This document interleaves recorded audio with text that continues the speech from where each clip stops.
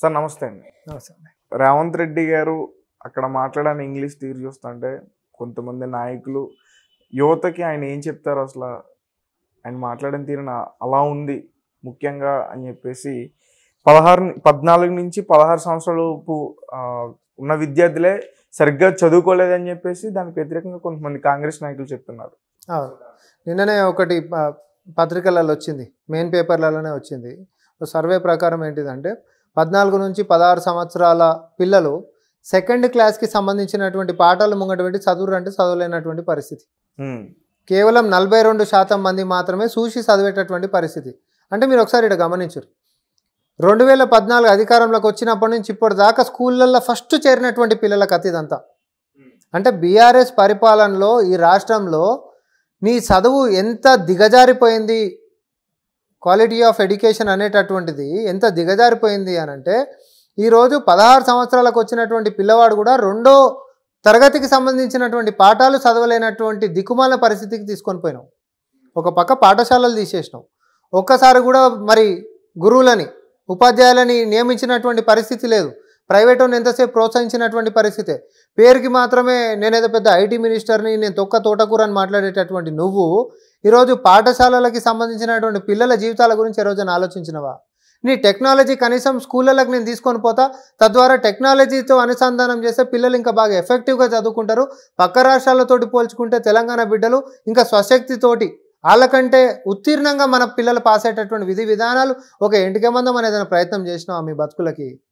చేయలే కాదు కదా, పాపం మూట కట్టుకొని ఈరోజు వేలాది స్కూళ్ళని తీసేసినటువంటి పరిస్థితి ఈ రాష్ట్రంలో. వీళ్ళు ఈరోజు వచ్చి బొంకుతూ ఉంటారు, మేము అట్లా అభివృద్ధి చేసినాం, మేము ఇట్లా అభివృద్ధి చేసినాం అని చెప్పి. ఇండస్ట్రియల్ మంత్రి నువ్వే ఉండే కదా, 7 సంవత్సరాల నుంచి వాళ్ళకి ఇవ్వాల్సినటువంటి రాయితీల బకాయిలు ఇవ్వకపోతే కొన్ని వేల ఎంఎస్ఎంఈలు మూతపడ్డటువంటి పరిస్థితి. మీరు చేసినటువంటి ఏ పని కూడా ఒక్కటంటే ఒక్క పని, ఇక అతిపెద్ద కుంభకోణాలంటే కాళేశ్వరం అయినా, ధరణి అయినా, ఇరిగేషన్ ప్రాజెక్టుల పేరుతోటి మీరు చెప్పిన ఆఖరికి నాటుతున్నటువంటి మొక్కల పేరు మీద, ఆ మొక్కల పేరు మీద మీరు వేసుకున్నటువంటి కండువాల దాకా కుంభకోణాలే ఉన్నాయి. మీ బతుకులకి ఏ ఒకటన్నా నిజంగా నిజాయితీగా, నేను అందుకనే మళ్ళీ అంటున్నా, సూట్ వేసుకొని ఫ్లూయెంట్గా ఇంగ్లీష్లో మాట్లాడినంత మాత్రాన దొంగ అనేటోడు 10 సంవత్సరాల సంది ఇట్లా దోపిడీ చేసుకొని తిన్నాడు. కానీ ఊర్లలో చదువుకొని అయినా కూడా జనాల మన్ననలతోటి ప్రశ్నించుకుంటా తెగిడుపు అనేటటువంటిది వెన్ను చూపకుండా ఈరోజు ముఖ్యమంత్రి స్థానంలోకి వచ్చి భాషతోటి సంబంధం లేదు, భావంతో నా రాష్ట్రానికి వనరులు ఎట్లా రావో అని చెప్పి ఛాలెంజ్గా తీసుకొని వచ్చి ఈరోజు నెల రోజులలోనే సాధించి చూపించినటువంటి ప్రజల ముఖ్యమంత్రి రేవంత్ రెడ్డి గారికి, లేకపోతే పొంకనాలు కొట్టుకుంటా ఈరోజు పేపర్లలో మాత్రమే పబ్లిసిటీలు చేసుకుంటా సినీ తారల చుట్టూ తిరుగుకుంటా పాలన చేసినటువంటి కేటీఆర్కి చాలా తేడా ఉంది. ప్రజలు దీన్ని గమనించిండ్రు. మీ బూటకపు మీ వేషధారణలు, లేకపోతే మీ సుఖ సంతోషాల కోసము, మీ భోగభాగ్యాల కోసం పరిపాలనని 10 సంవత్సరాల నుంచి ఈరోజు ఆర్థికంగా ఈ రాష్ట్రాన్ని ఎంత ముంచాలనంత ముంచారు. ఒక ఆర్థిక క్రమశిక్షణ ఎక్కడ లేదు. ఒక చిన్న ఉదాహరణ నేను చెప్తా. ఇప్పుడు మనం ఔటర్ రింగ్ రోడ్ నాగనాక్రామ్ కూడా అవతల పక్క పోతే ఔటర్ రింగ్ రోడ్ పొంటి బైసైక్లింగ్కి సంబంధించినటువంటి ట్రాక్లు వేసారు. మీరు అందరికీ తెలిసే ఉంటుంది. ఆడ ఎన్ని కోట్లు పెట్టేసిండు. సైకిళ్ళు దొక్కుతున్నటువంటి పరిస్థితి ఆడ ఏ రోజైనా చూసిర్రా? పొద్దున్న లేస్తే బర్రెలు పోతాయి, బర్రెల దొడ్లు అయినాయి. అవి ఎవరికి ఉపయోగము? ఈ ఆర్థికపరమైనటువంటి క్రమశిక్షణ అనేటటువంటిది కనీసం నువ్వు ఎవరు పర్పస్ కోసం పెట్టినా వాళ్ళ పర్పస్ కోసం కాపాడుతున్నటువంటి పరిస్థితి అని ఉందా? ఒక ఉదాహరణ మాత్రమే నేను చెప్పిన. హరితహారం అని చెప్పి మొక్కలు నాటిరు. మొక్కలు ఏమైనా లెక్కలేమో 10,000 కోట్ల పైన రాసిర్రు. మొక్కలు ఏమైనా అంటే బర్రెలు తిన్నాయి అంటున్నావు. అంటే ఈ కుంభకోణాలు పెట్టేటప్పుడు వేసుకొని ఫోటోలకు పోజులు ఇచ్చేటటువంటి కండువాల దాకా కూడా కోట్ల రూపాయల లెక్కలు రాసి దుర్వినియోగం చేసినటువంటి మీ పరిపాలన వద్దు. ఈరోజు ఒక 2 రోజులు లేట్ అయినా సరే రాష్ట్రానికి వనరులు ఎక్కువ కావాలి, ప్రజలకి స్వేచ్ఛ స్వాతంత్రాలు కావాలి, ఆర్థికంగా పరిపుష్టం కావాలి, ఉపాధి ఉద్యోగాలు కావాలి, ఆరోగ్యము విద్యా వైద్యం అనేటటువంటిది ఏదైతే ఉందో దీనికి పెద్దపీట వేయాలనేటటువంటి ఒక దృఢ సంకల్పంతో ముందుకు పోతున్నటువంటి కాంగ్రెస్ పార్టీకి, దీనికి అధినాయకత్వంగా ముందుకు నడిపిస్తున్నటువంటి ప్రజల ముఖ్యమంత్రి రేవంత్ రెడ్డి గారికి ఆయన యొక్క చిత్తశుద్ధిని ప్రజలు ఎవ్వరు శంకిస్తలేరు, స్వాగతిస్తున్నారు. 6 నెలల బీఆర్ఎస్ పార్టీ అనేటటువంటిది అంతరించిపోతుంది. ఎందుకు అనంటే నిలబడ్డటువంటి కార్ల కోతుల గుంపు పడ్డట్టు ఓ దానికి ఎవరికి నడపనీకే రాదు. అది స్టీరింగ్ని కొరుకుతుంటుంది, ఒకటేమో సీటును చింపుతుంటుంది, ఒకటేమో డిక్కీల తలకాయ పెడుతుంది, కిందికి కాలు పెడుతుంది, ఇంకోటేమో టెర్రస్ మీదకి ఎక్కుతుంది, ఒకటి విండోలకి బయటికి డొల్లుతుంటుంది. ఇట్లుంది అలా కథ. బీఆర్ఎస్ పార్టీ సోషల్ మీడియా కథ ఎట్లుంది అనంటే ఆగిపోయిన కారు మీద కోతుల గుంపు పట్టి ఉన్న కారుని కూడా చెల్లాచెదురు చేస్తున్నటువంటి పరిస్థితి. 6 నెలలు పడుతుంది. వాళ్ళ స్టైల్ ఆఫ్ ఫంక్షనింగ్ మార్చుకోకపోతే, వ్యక్తిగతంగా దూషణలు గిట్ట వాళ్ళు ఆపకపోతే తెలంగాణ ప్రజానికం క్షమించదాలని అహంకారపు మాటలు ఇప్పటికైనా బంద్ చేయాలి. మీ అహంకారం దింపాలని అధికారంలోకించి దింపిరు మిమ్మల్ని. ఇంకా దిగలేదనుకో రాజకీయాలకించి పక్కకు జరుపుతారు. ఒకవేళ ఇప్పుడు హైకోర్టులో ఉన్న ఈ బస్సుకు సంబంధించిన పిటిషన్ అది రద్దు అయితే కనుక మీకు మైనస్ అయ్యే ఛాన్స్ ఉంటుంది కదా. ఏది రద్దు ఏదనేది కాదు, తెల్ల కాగితం మీద పారదర్శకంగా పరిపాలన మేము చేస్తున్నాము. మేమేం పథకం పెట్టినాము, ఎవరు కోర్టుకి ఎట్లా పోయారు, కోర్టు నిర్ణయం ఏమిచ్చింది. కోర్టు అనేటటువంటిది ప్రజలకు సంబంధించినటువంటి ప్రజలకి మేలు చేసేటటువంటి నిర్ణయాలే ఇస్తుంది. ఖచ్చితంగా ఏదున్నా తెల్ల కాగితం మీద ఉన్నట్టే పరిపాలన. మేము వచ్చినప్పటి నుంచి లెక్కల కాడికించి మొదలు పెట్టుకుంటే ఆఖరికి దావోస్ పోతే ఎవరెవరు వస్తున్నారు మా ఎంబడి అనేటటువంటి దాకా పారదర్శకంగా మేము చూపిస్తున్నాం. మీ బతుకులకి ఏ రోజన్నా ఈ 10 సంవత్సరాల గట్లో జీవో బయటికి తీసుకొచ్చి ప్రజలకు చూపించింది ఏ రోజన్నా ఉండేనా? Teja I'm asking you straight question. 10 సంవత్సరాల సంది ఏ ఒక్క జీవోనన్నా బయటికి తీసుకొచ్చి చూపించింది ఉండదా? కోర్టు మొటికాయలు వేసి జీవోలు అనేటటువంటిది పారదర్శకంగా నువ్వు ఆన్లైన్లో పెట్టాలి, ఆ వెబ్సైట్లలో ఉండాలి, మీరు ఎందుకు పెడతలేరు అని చెప్పి మొటికాయలు వేసినా కూడా సిగ్గులేదు వీళ్ళకి. పెట్టలే ఏ రోజు. లక్షలాది చీకటి జీవోలతోటి పరిపాలనని సొంతోళ్ళ కోసము కాజేసుకున్నటువంటి దాని పరిస్థితి మాత్రమే ఉంది.